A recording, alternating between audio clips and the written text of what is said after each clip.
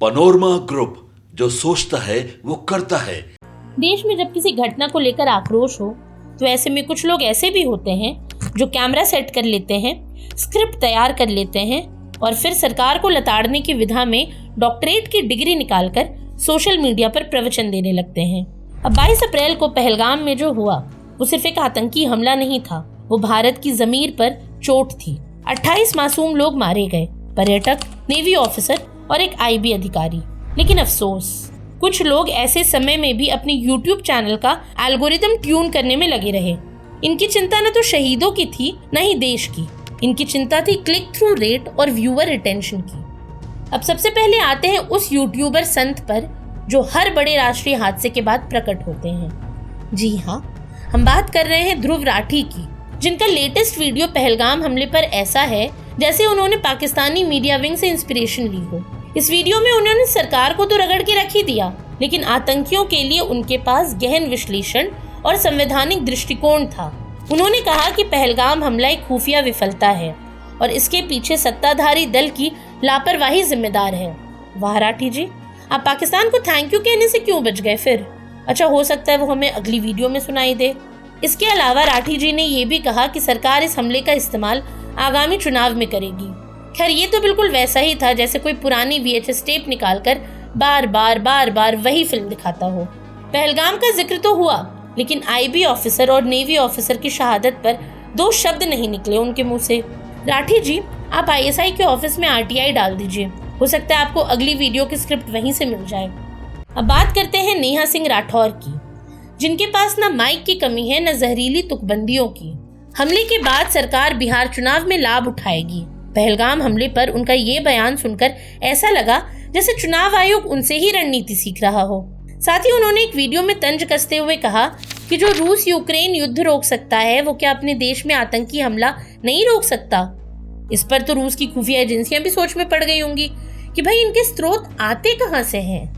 वहीं ऐसे में जब उनके बयान पाकिस्तानी मीडिया में चलने लगे और PTI प्रमोशन जैसे ट्विटर हैंडल ने उन्हें सच की देवी घोषित कर दिया, तब जाकर लखनऊ पुलिस को ये याद आया कि संविधान में राजद्रोह नाम की भी कोई चीज होती है।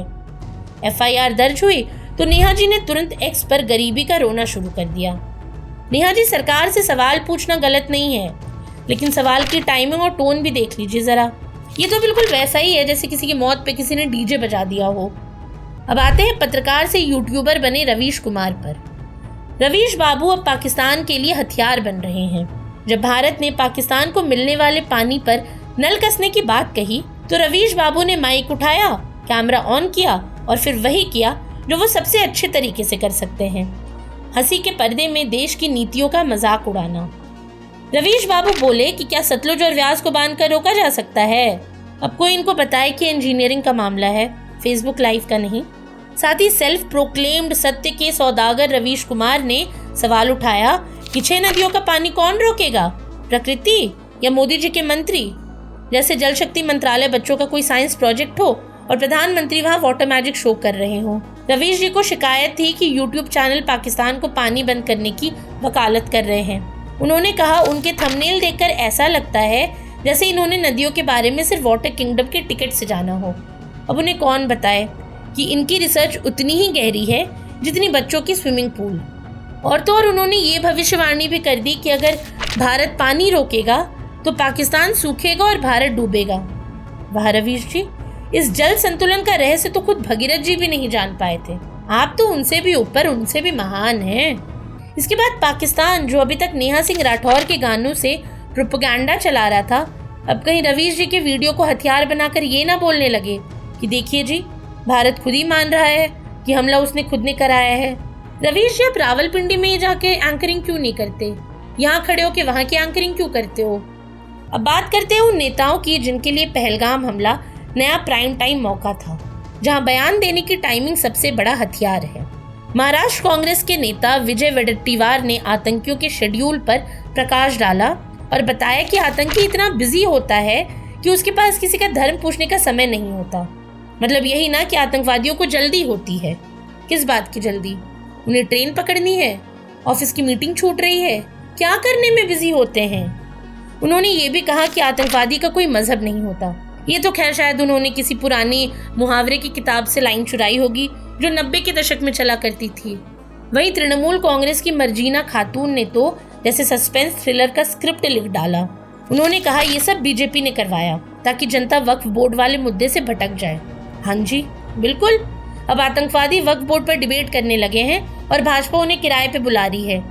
मर्जीना जी ने तो यहाँ तक कह दिया कि सेना इसलिए नहीं तैनात थी क्योंकि बीजेपी उन्हें पनाह देती है। बिल्कुल सही बात है।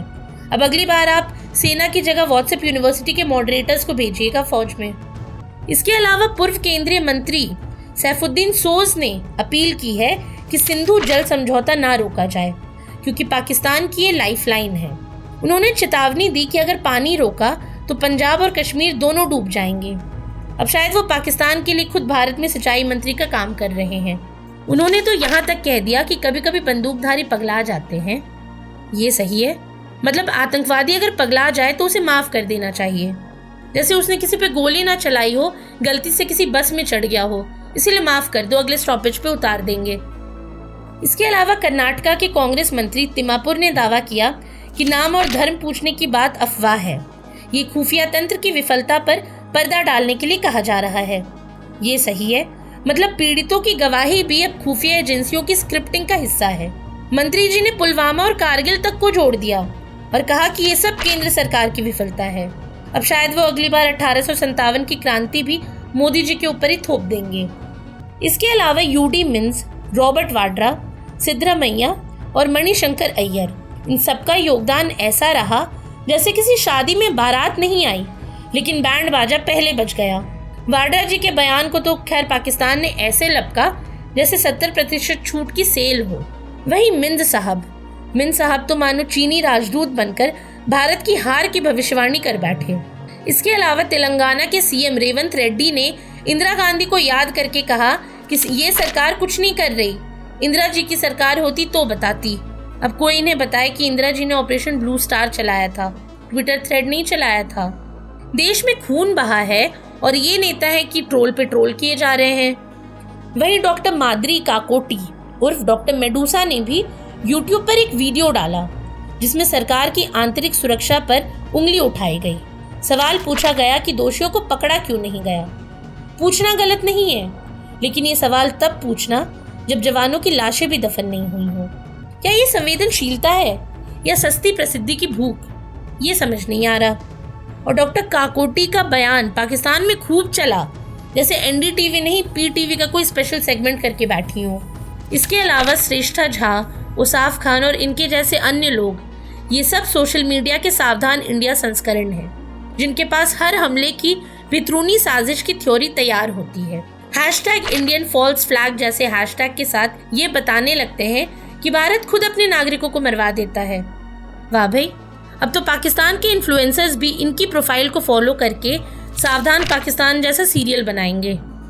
पहलगाम हमले ने भारत को झकझोरा है, लेकिन उससे ज्यादा झकझोरने वाला था देश के भीतर बैठे फर्जी देशभक्तों का असली चेहरा।